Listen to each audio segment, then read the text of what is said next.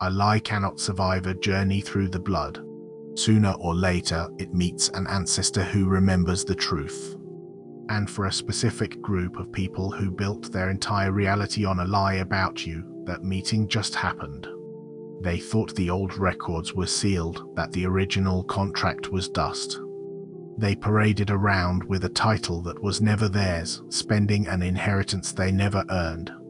They built their little kingdom on your ground, confident that the true owner would never be notified. But a message just broke through the static.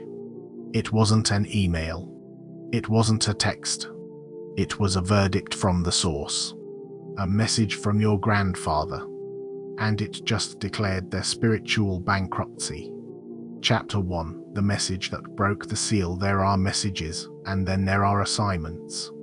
What you have been sensing is not a random thought or a fleeting memory. It is an assignment delivered directly to your spirit, bypassing every firewall they ever built around you. For generations, a seal has been in place. Not to imprison you, but to protect you. It was a divine preservation order, placed upon your bloodline by the one who saw this day coming. The seal made you invisible to those who would consume your light too early. It was a spiritual cloaking device, subtly deflecting unworthy attention, causing your innate brilliance to be dismissed by predators as mere luck or a temporary fluke. It made you appear ordinary to those who hunt the extraordinary. It was the reason you felt a profound loneliness, a sense that you were living behind a pane of glass, able to see the world but not fully touch it. This was not a punishment. It was your incubation. While you were developing in this sacred quiet, they were celebrating out loud in the world, believing the silence from your lineage was an admission of defeat. They mistook preservation for absence. They threw parties on your ancestral land, drank from your cups, and proclaimed themselves the new masters of the house. They thought the throne was empty because they could not see the rightful heir growing in a hidden chamber. This message from your grandfather is the key that just turned in that lock. The seal did not just break, it shattered. And the sound of its shattering was not a sound in the physical world. It was a tremor in the spiritual realm that every single one of them felt in their bones. It felt like a sudden drop in pressure, a cold dread that has no earthly source. They woke up this morning and something was fundamentally different. The confidence they wore like a tailored suit suddenly feels cheap and ill-fitting. The booming voice of authority they used to command a room now has a slight, uncontrollable stammer. There is a hesitation in their step, a flicker of fear in their eyes where there was once only arrogance. They are looking at their hands, at the power they thought they held, and realizing it feels like sand slipping through their fingers. What they are experiencing is the sudden, terrifying awareness that their access has been revoked. The account they were drawing from has been frozen, and the name on that account was never theirs. It was his. And now, it is yours. You, on the other hand, felt something different. It might have been a subtle warmth in your chest, a sudden clarity in your mind, or a dream so vivid it felt more real than your waking life. You may have heard a name, seen a face, or simply felt a profound sense of peace, a feeling of finally being seen by something ancient and powerful. This is the activation. The message was twofold. For them, it was a termination notice. For you, it was a letter of appointment. The same energetic pulse that unplugged them from the source has now plugged you directly into it. It is the spiritual equivalent of them being kicked off the Wi-Fi while you've just been given a hardline to the divine mainframe. They are running on fumes while you just connected to the main generator. For years, you questioned your sanity. You wondered why you felt so different, so out of place. You tried to conform, to file down your edges to fit into the crooked slots they offered you. You blamed yourself for not being able to connect with their shallow reality. What you now understand is that you were never meant to. You were not a broken piece of their world. You were a sealed piece of a far more ancient and powerful one. The message has arrived. The seal is broken, and the grandfather who set this all in motion is waiting for you to claim what has always been yours. This is not a theory. This is a spiritual fact. The transfer of power is not pending. It is complete. The only thing left is for you to walk in the authority that has just been returned to your name. They will not understand what happened. They will call it bad luck, a sudden downturn, an inexplicable failure. They will scramble to find a reason, a scapegoat, anything to avoid the one undeniable truth: the real heir has come home. And their time is up. To formalize this activation, there is a ritual that must be performed now. This is not a request, it is a necessary step. Like this video to anchor the energy of this verdict into your reality. Subscribe to this channel to join the collective of the anointed who are receiving their assignments.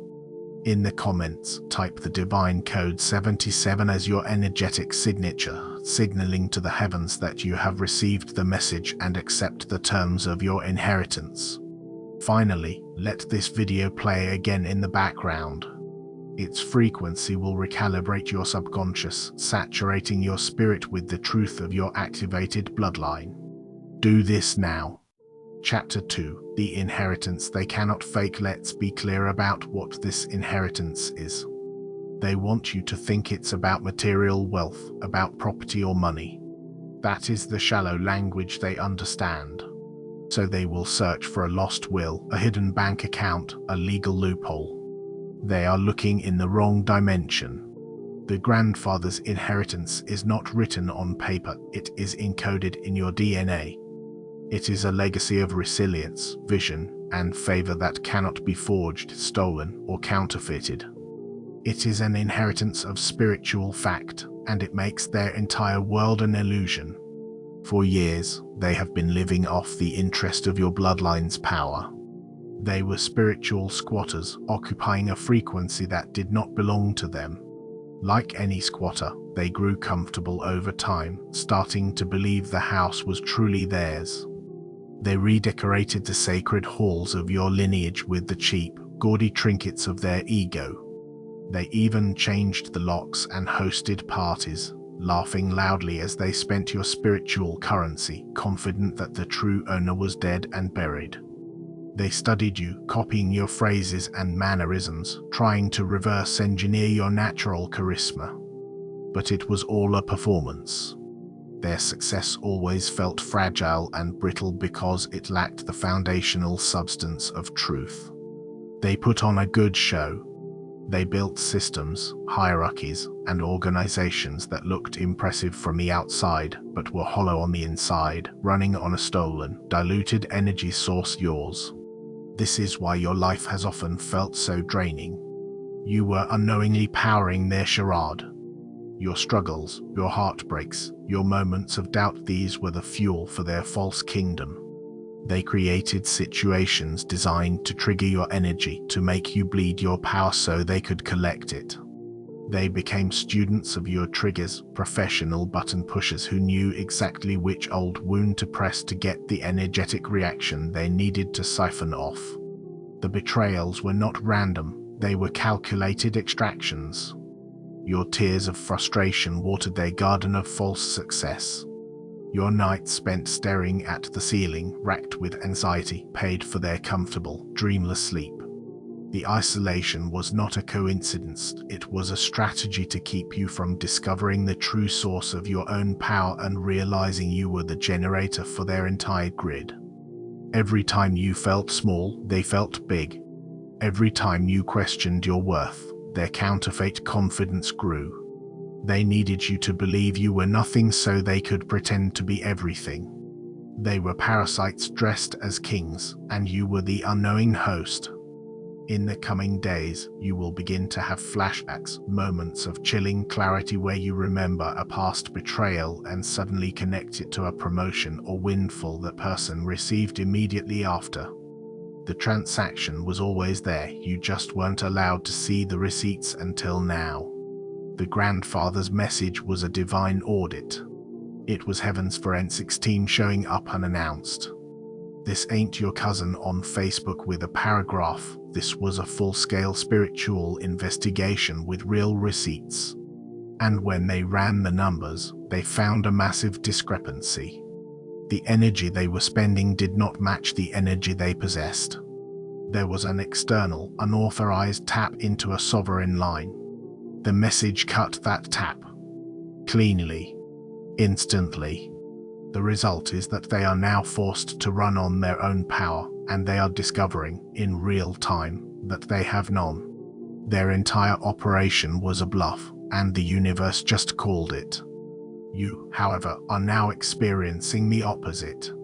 The energy you were leaking is being returned to you, compounded. The exhaustion you felt is being replaced by a deep, resonant vitality. The confusion is clearing, replaced by a crystalline certainty. This is the first withdrawal from your true inheritance. It's not money in the bank, it's fire in your spirit. It's the sudden ability to see through deception as if it were glass. It's the newfound weight your words carry, the way people now lean in to listen when before they talked over you. It is the return of your spiritual sovereignty. In the coming days, watch them. They will become desperate.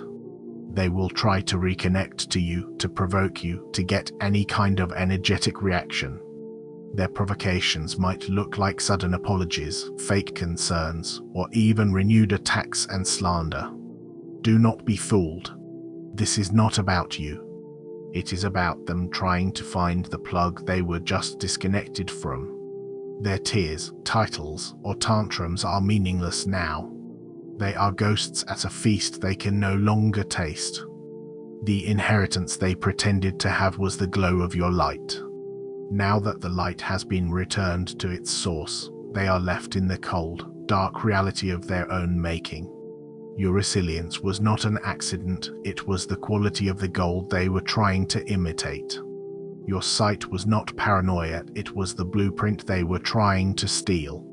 Your favor was not luck, it was the divine credit line they fraudulently spent. The audit is complete. The accounts are now settled. And you are about to understand the true meaning of wealth. Chapter 3. The ancestor in their mirror. The most terrifying part of this for them is not the loss of power. It is the presence that now haunts them. With the seal broken, the grandfather's energy is no longer just with you, it is now a mirror held up to them. They are being forced to see the truth of what they are, and the vision is unbearable. Every time they look at you, they will no longer see the person they thought they could control. They will see him. They will see the authority of your entire lineage looking back at them through your eyes. Your calm will feel like a judgment. Your silence will feel like a verdict. Your success will feel like a personal and cosmic condemnation. You do not have to do anything. Your very existence has become the ghost in their machine. This is not a metaphor, it is a spiritual reality. The grandfather's presence is now a silent observer in their lives. It is the uninvited guest at their dinner table. It is the figure standing behind them when they look in the bathroom mirror at night. It doesn't speak. It doesn't threaten. It simply watches, and its perfect integrity makes their corruption feel like a physical sickness. Their own conscience, long dormant, has been forcibly activated by this presence, and it has begun to testify against them from within. This is a spiritual phenomenon with very real, grounded consequences. Their systems will begin to fail in inexplicable ways. Projects that were guaranteed to succeed will suddenly stall. Communications will break down. Alliances they thought were solid will crumble overnight. Think of their life and their operations as being built on a corrupted, pirated software code. Your activated energy, carrying the grandfather's signature, is a divine security patch that has been deployed across the entire network.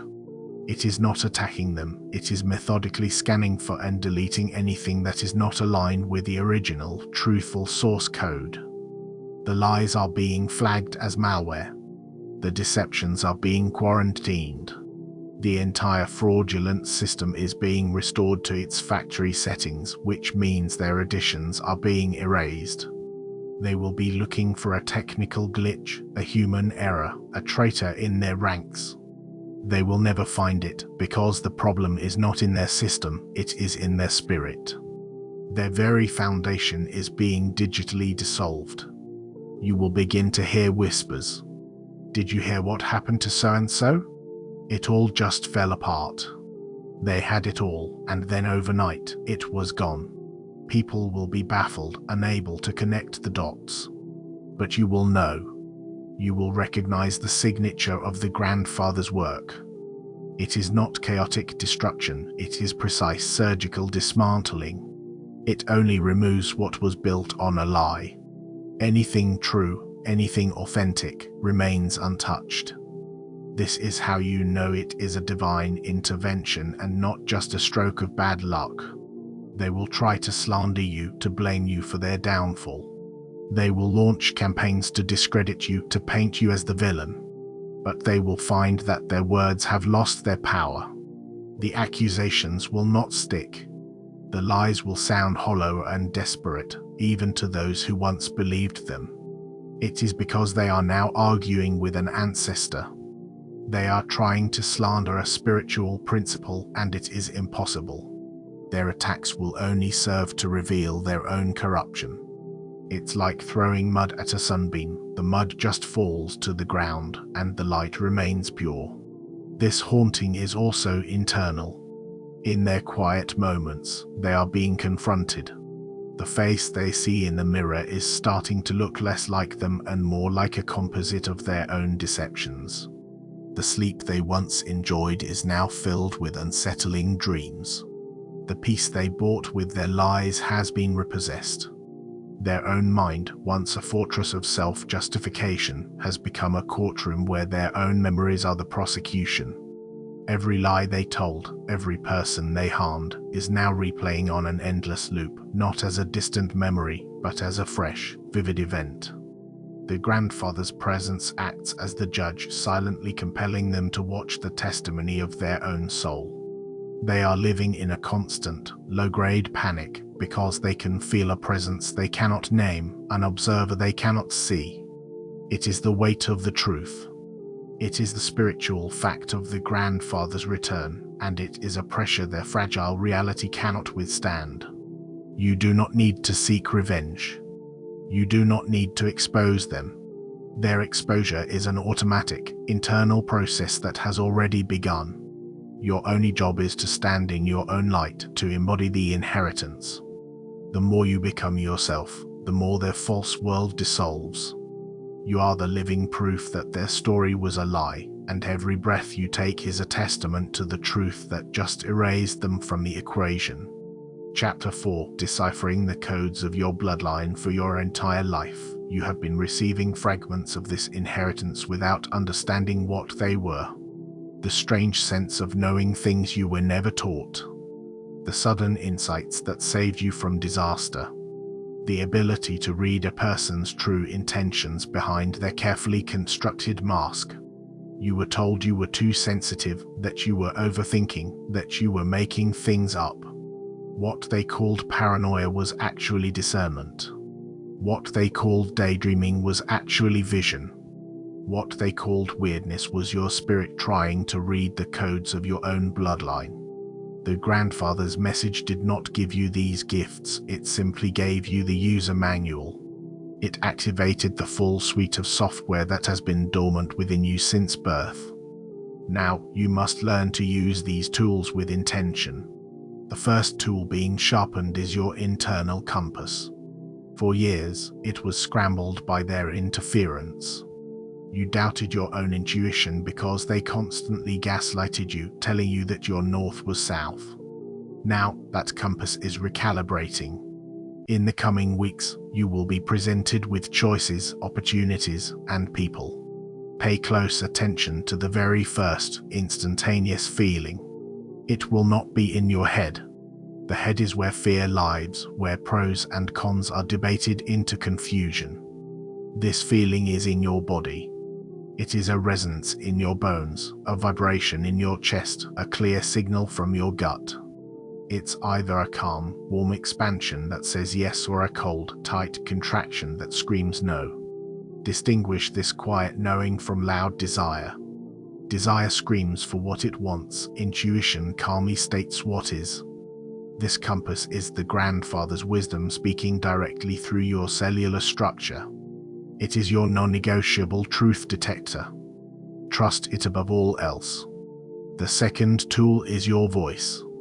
The frequency of your words has been altered. They now operate on different spiritual acoustics. The world hears you differently now because the universe is amplifying you.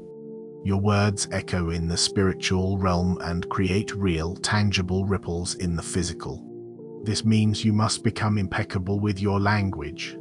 Idle complaints, casual gossip, self-deprecating jokes, these things are no longer harmless. They will now manifest negative outcomes with alarming speed, short-circuiting your power. Conversely, declarative statements, words of blessing, and speaking your truth, even when your voice shakes, will now manifest reality at an accelerated rate. Practice speaking blessings over your past. Aloud, reframe a painful memory not as a failure but as a necessary training module and declare it complete. This verbally closes old energetic loops. You are no longer just speaking for yourself. You are speaking with the full backing of your lineage. Your words are now decrees. The third and most powerful tool is the gift of sight. This is not just about seeing auras or predicting the future. It is the ability to see the blueprint behind the physical reality, the why behind the what. You will look at a chaotic situation and see the simple, underlying pattern. You will listen to the news and hear the hidden agenda beneath the script. You will look at a person's anger and see the unhealed childhood wound that is pulling the strings. This can be overwhelming at first. The key is not to get caught up in the drama of what you see, but to use it strategically and with wisdom. See the storm coming and build your ark before the first drop of rain. See the hidden opportunity everyone else is missing and position yourself for it. See the pain in someone and offer the precise word of healing they need, not the platitude they expect.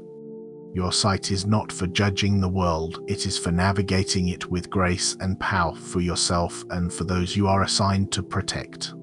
These are your birthright. They were not given, they were returned. The time of confusion is over. The era of mastery has begun. Chapter 5, The Mark of the Patriarch. There is now a change in you that is visible, though not in the way most people would understand. This is not a physical transformation, but an energetic one that has physical effects. It is the mark of the patriarch, the grandfather's signature upon your soul, and it acts as both a passport and a shield. The first place you will notice it is in your own reflection. Look in your eyes. Beyond the color, beyond the shape, there is a new depth, a stillness, a knowing. It is the look of an old soul that has finally remembered its origins. This is the physical manifestation of the settled spirit. The frantic, searching energy that defined you for so long is gone, replaced by a quiet, unshakable confidence. Others will not be able to name it, but they will feel it. They will say things like, "There's something different about you," or "You seem so calm." What they are sensing is the integrated power of your lineage, the settled authority of the grandfather looking out through your eyes. This mark changes how the world interacts with you. It is a divine frequency that repels what is false and attracts what is true. People who operate on deception, manipulation, and hidden agendas will suddenly find it very uncomfortable to be around you. They will fidget, avoid eye contact, and find excuses to leave your presence. They might even become inexplicably aggressive or accusatory. Do not take it personally. Your energy field, now broadcasting the pure frequency of truth, feels like a scorching fire to their lies. They will not know why they feel so agitated, they will just know they need to get away from you. In the next month, you will witness this firsthand. A person you have long been suspicious of will create their own drama and self-eject from your life, likely blaming you for something absurd. Let them go. This is the mark working. It is an automatic purification system. Their departure is a blessing, clearing the space for those who belong. Conversely, people of integrity, genuine souls, and those who are part of your divine assignment will be drawn to you like moths to a flame. Strangers will strike up meaningful conversations with you in the most random places. Opportunities will come from unexpected sources. You will find your tribe, the other carriers of the mark, and the recognition will be instant and mutual. It will be a look, a feeling, a shared understanding that needs no words.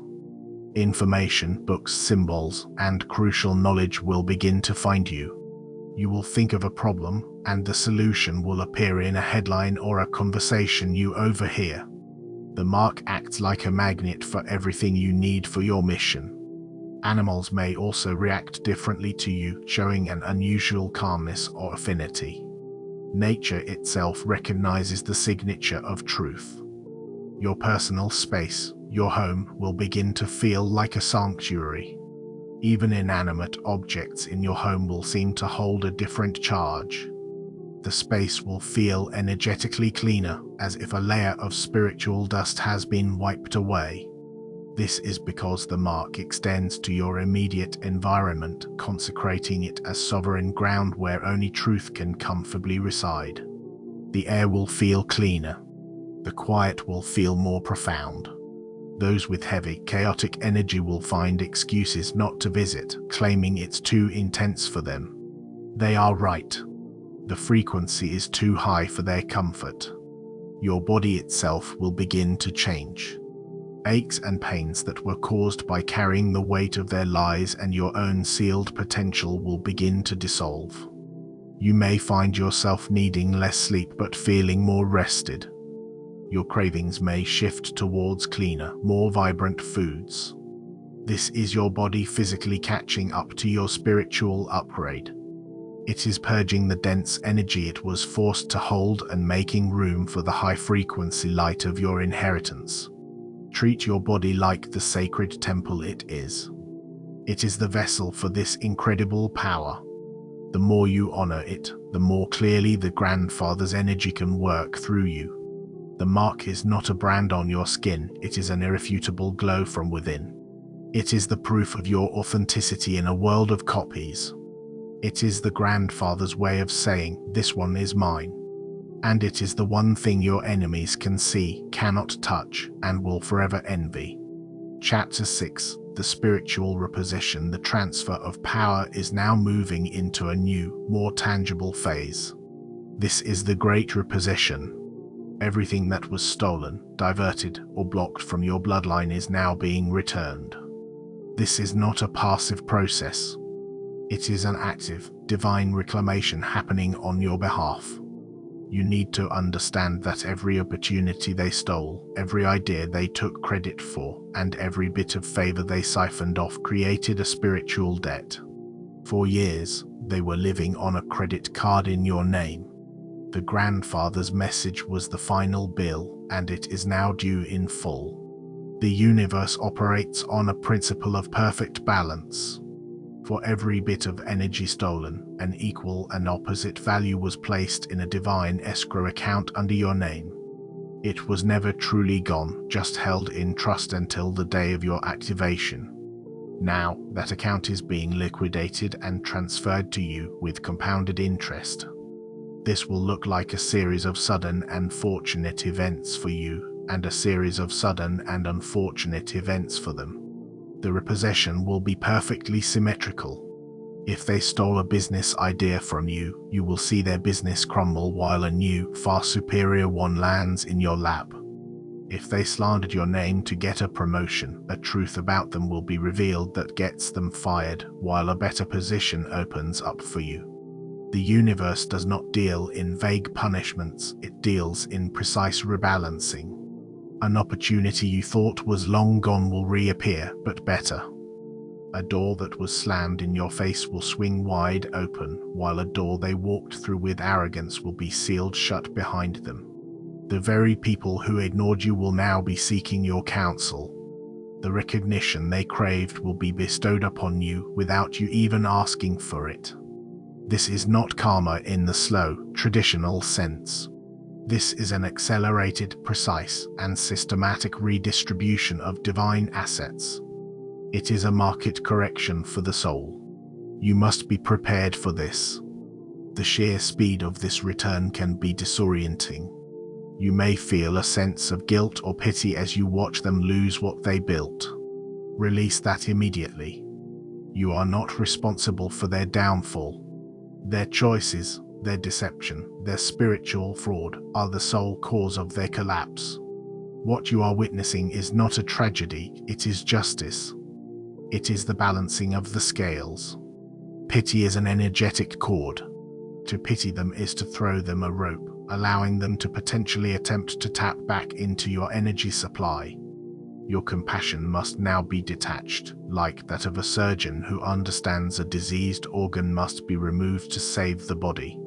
Observe, understand the cause and effect, but do not become emotionally entangled in their self-inflicted consequences.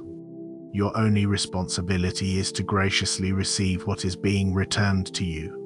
When the promotion comes, take it. When the apology arrives, accept it without entanglement. When the check clears, cash it. This is your back pay from the universe. Watch for the signs of the repossession. It starts with the small things. The perfect parking spot appearing every time. Finding money you did not know you had. Hearing a song that gives you the exact answer you needed. These are not coincidences. These are the universe warming up, recalibrating its flow of luck and favor back to its rightful owner. Then it will escalate. A toxic boss will suddenly be transferred or fired. A legal issue that has been plaguing you will resolve in your favor for no logical reason. A competitor's business, built on a stolen idea, will inexplicably fail. This is the repossession notice being served in the physical realm. They are finding out the hard way that their lease on your life has expired, and the spiritual landlord has changed the locks. Your job is not to gloat or interfere. It is to observe, to learn, and to keep building. Use the resources being returned to you to create the future you were always meant to have. The repossession is not about punishment for them, it is about provision for you. It is the universe clearing your path of all stolen things so you can run your race without their fraudulent weight holding you back. Chapter 7, The Ancestor's Promise. The open road. The final part of the grandfather's message was not a conclusion, it was a commission. The reclamation of your past was only step one. The true purpose of this entire activation is what you will do now, moving forward. You have been given the keys, the resources, and the authority not just to restore your own life, but to become a founder. You are to become the new patriarch, the new matriarch, the new grandfather or grandmother for a lineage of your own making, whether by blood or by spirit. The cycle of theft and suppression in your bloodline ends with you. The era of creation and sovereignty begins with you. Your mission is to establish a new spiritual trust fund, one built on integrity, that will empower generations to come. This is the ultimate inheritance, not just what you were given, but what you are empowered to build. Your life is no longer just about your own survival and healing, it is about creating a safe passage for others. Your road from this day forward is an open one. The old road was a twisting, treacherous maze designed by them, full of dead ends, false summits, and hidden traps meant to exhaust and demoralize you. Every step was a battle for survival. The new road is different. It is a straight, open highway. The old obstacles have been dismantled. The old contracts have been voided. The old enemies have been neutralized. You are standing at the beginning of a truly new timeline, one that is not a reaction to your past but a direct creation of your will.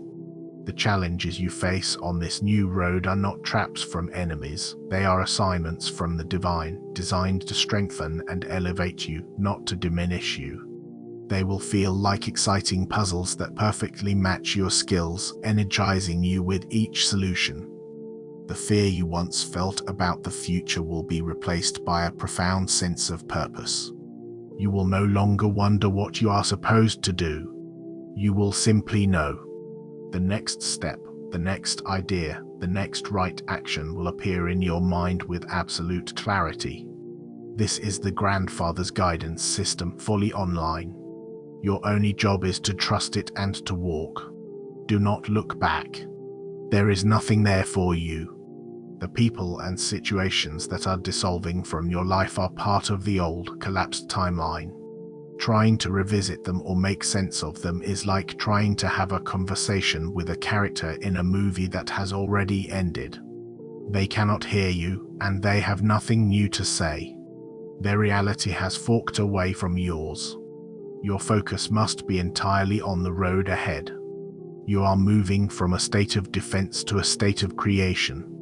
Your energy is no longer spent on plugging leaks and fighting off invaders. It is now fully available for design, for building, for bringing into the world what has only existed in your heart. This is a road that you will pave yourself. Your successes will not be by accident. They will be the result of your intentional creation, using the tools and resources that have been returned to you. You are no longer hoping for a better future, you are architecting it, brick by brick, decision by decision. The feeling of being perfectly on track, once a rare and fleeting sensation, will become your new normal. The Grandfather's promise is this: as long as you walk in integrity, as long as you use your power to create and not to dominate, as long as you honor the truth of your bloodline, you will never walk alone. His wisdom will be your guide, his strength will be your foundation, and his favor will be the wind at your back. You are the fulfillment of his legacy and the beginning of a new one. The message has been delivered. The seal is broken.